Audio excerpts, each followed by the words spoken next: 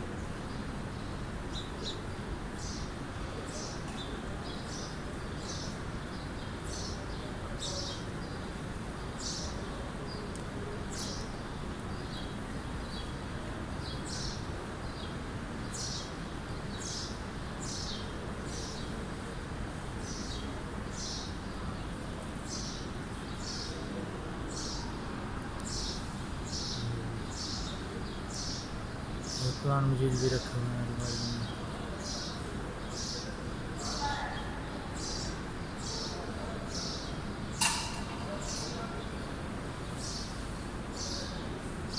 इसमें काफ़ी सारी चीज़ें पड़ी हुई हैं।